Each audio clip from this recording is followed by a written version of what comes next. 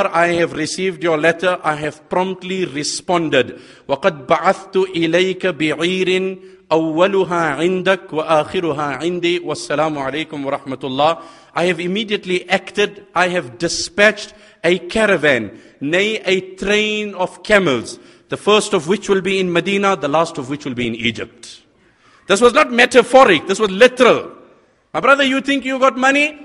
Zubair radiallahu anhu, when he passed away, his son Abdullah ibn Zubair said, when I winded up the estate of my father, it was sitting on a good 52 million dirhams. 52 million dirhams. It's a topic of its own how Allah gave them that money, pure and halal, wholesome. So anyway, he sent this train of camels. The first one in Medina, the last in Egypt. As it comes into Medina Munawwara, Umar radiallahu anhu receives the camels. And then he doesn't hoard it, that it is state property. We will apply our mind. The royal family will first have the rights to choose. And then gradually it will filter down into the masses. No, this was not the life of Umar. I will tell you, it will make your hair stand on ends. Umar radiallahu anhu then sends a camel load to every family. He tells them, يَأْكُلُوا الطَّعَامِ, to eat the grain. يَنْحَرُوا الْبَعِيرِ, to slaughter the camel. يُقَدِّدُوا لَحْمَهُ, to dry the meat. يُجَمِّلُوا شَحْمَهُ, to cook the fat.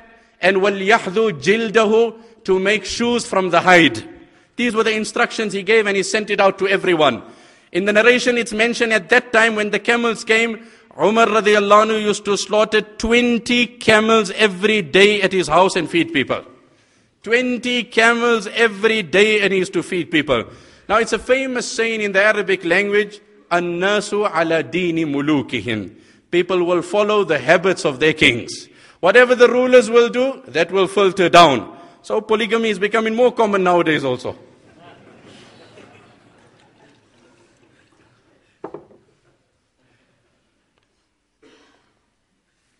النَّاسُ عَلَى دِينِ مُلُوكِهِمْ. Whatever happens on the hierarchy will filter down. When this was the sentiments of Umar, the very same was transmitted via his governors to the masses. One incident in this regard, and then I'll speak on another incident of Umar radiallahu anhu and draw it hopefully to a conclusion. Sa'id ibn Amir radiallahu anhu, he appoints Sa'id ibn Amir as the governor of Hims. Because the people there, as I mentioned, were very tough and they had a lot of issues. And Sa'id ibn Amir was very simple. He lived a very basic life. So Umar radiallahu anhu appointed Sa'id ibn Amir. After some time, he met some people. He said, do me a favor. And this was Umar radiallahu anhu. Write me the names of the poor people in your locality on a very discreet note. I want to help them. Very quietly, nobody must know about it. This was the amazing thing of Sahaba. Allah forgive us. You know, we do it to one person. We started yesterday and tell my wife, I'm not telling anyone but just you. Alhamdulillah. I'm not boasting. Allah shukr. Allah has given me tawfiq. I'm taking care of one family. Inshallah. How long? No, inshallah, I started yesterday. My brother, die with one thing that you and your Allah knows. You know how many things you dine with as far as evil is concerned between you and Allah? There are so many evils that you and your Allah know and me and my Allah knows. By Allah, if you knew my evil, my brother, you would have not converged in the thousands and the hundreds as you have. Like the Arabic poet said, لِأَنَّنِي عَلَى نَفْسِي مِنْ يَقِينٍ وَعَلَى النَّاسِ مِنْ شَكٍّ. I know I am more evil than you. Because regarding you, I have speculation that you do wrong. Regarding myself, I have conviction, I know I do wrong. You, I assume you're a human, everybody succumbs to evil, yeah, I doubt you must be doing. Regarding me, I don't have doubts, my brother, I know I'm wicked.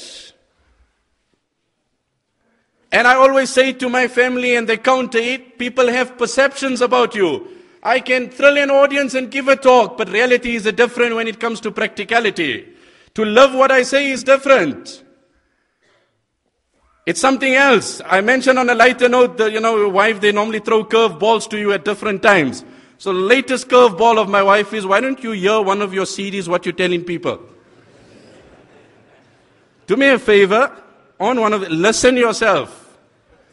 The reality is there, my brother. How much have I lived to what I execute? How much do I live to what I pronounce?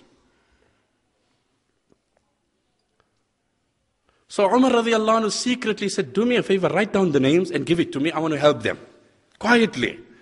Let's be those who can do between me. You know that thalathatun yuhibbuhumullah, 3 people whom Allah loves, is a person who comes to a community to beg and everybody shuns him, everybody ignores him, and then he leaves the locality. And when he's away from the locality, somebody goes in the quiet and meets him and quietly drops something in his hand and walks away. The hadith says Allah loves him. Allah loves him. There was no camera on him. There was no publicity on him. There was no journalists around him. Nobody gave it recognition. But my Allah knows it. Read the author of Usul al-Shashi. It's a profound kitab that is taught in Usul al-Tafsir. People are debating about his name, but they cannot put their finger on the pulse. It's a kitab that is taught throughout the universities and Darul Ulooms. Till today, they don't know consciously who the author is. He wrote a kitab, it's taught in everywhere. They don't know who his name is, and he's enjoying the reward in the qabr.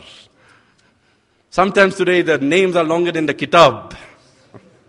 Where does the kitab start? Oh, it's still the author's name. We'll get to the kitab later.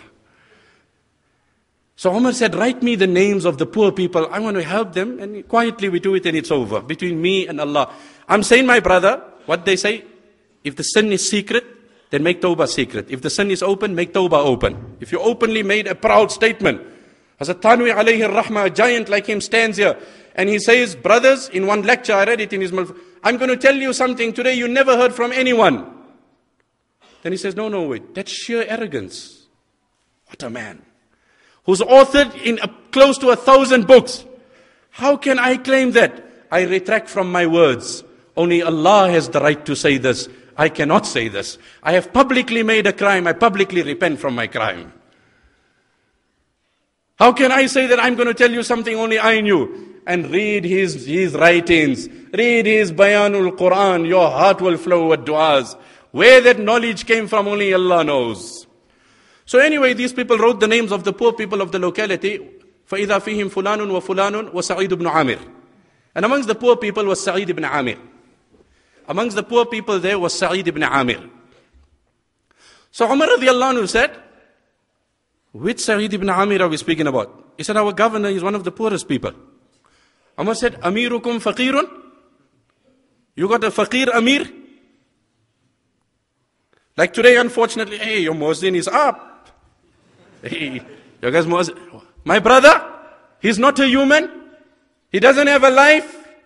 Read the narration in Hayatul Sahaba. Nabi alayhi salam made the dua, Allahumma ghfir lil mu'adhdhinin. Allahumma ghfir lil mu'adhdhinin. Allahumma ghfir lil mu'adhdhinin. Allah pardon the muazzins of my ummah. Allah pardon the muazzins of my ummah. Allah pardon the muazzins of my ummah. Umar stood up and he said, Taraktana ya Rasulallah wa nahnu najtalidu ala al-adhani bis-suyuf.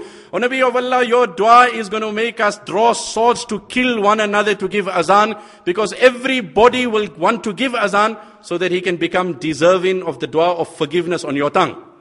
I mean, you said, Allah forgive the muazzins.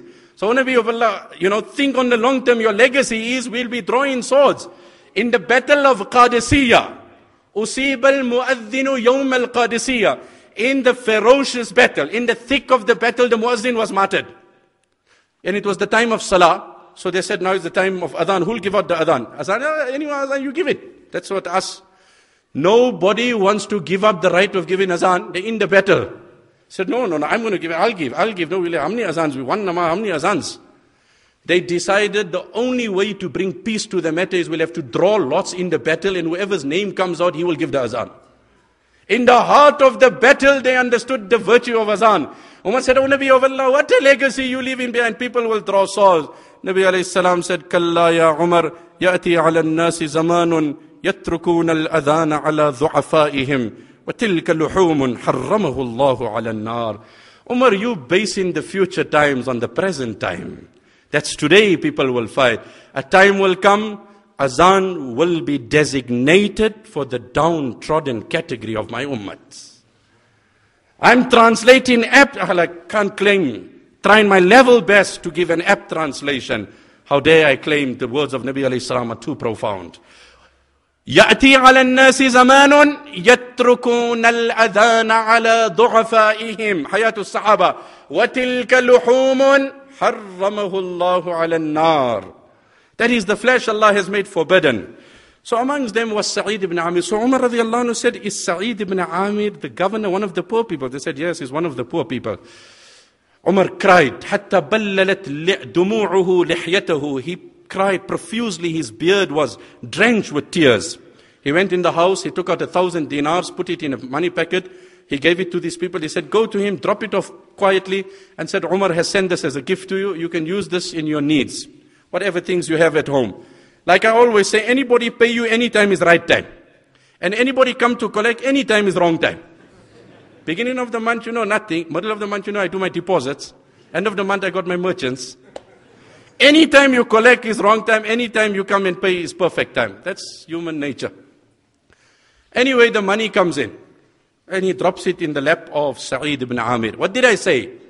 When the ruler is like this, the same thing will trickle down.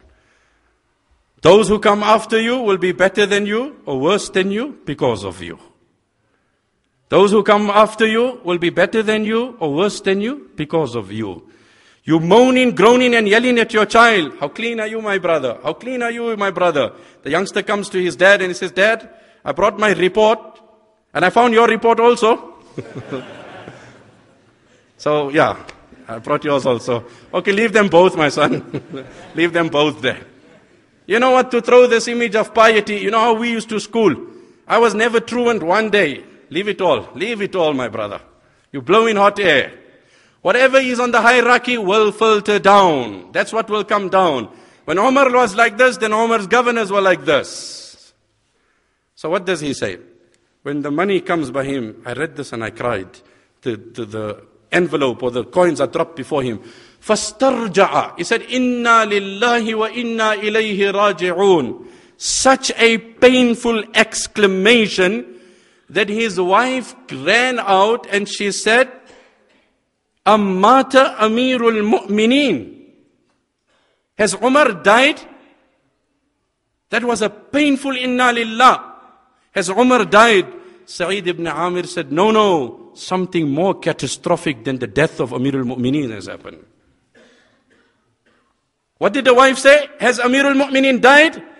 What did Sa'id ibn Amir say? Bal a'zamu min dhalik. The death of Umar is not so grave. Something more catastrophic than the death of Umar. So she goes on to ask, أَأُصِيبَ الْمُسْلِمُونَ فِي وَاقِعَةٍ? Are the Muslims gripped in a tragedy, in a difficulty?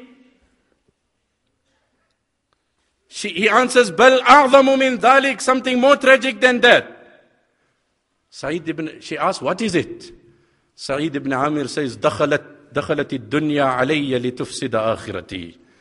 What can I say? This dunya has come to destroy my whole akhirat. Allah forgive if that money comes in my lap. I call my wife if I want to call her and I want to tell her. That's a separate thing altogether. Allah accepted our tahajjud today. Allah accepted. Allah works in ajeeb ways, man. Allah is kind and Allahu Akbar. Allah is kind. Is that money halal? Is that money lawful? Abdullah ibn Mubarak said, لَأَنْ أَرُدَّ دِرْهَمًا مِّن شُبْهَةٍ أَحَبُّ إِلَيَّ مِنْ أَنْ أَتَصَدَّقَ بِسِتِّمِئَةِ أَلْفِ dirham. I will prefer refusing a doubtful dollar or dirham than spending 600,000 dirhams in charity. It constitutes greater piety, nobility, to decline a doubtful deal with a gray area than to spend 600,000 dirhams in charity. So the wife doesn't know what is it. She said, تَخَلَّصْ مِنْهَا. Whatever this dunya is, discharge of it and dispose of it. He said, وَتُعِينِنِي عَلَى ذَلِكَ. Would you help me dispose? She said, yes. He said, right, come here now. Take this money. And in that gathering, they distributed the entire 1,000. I want to leave you with one incident.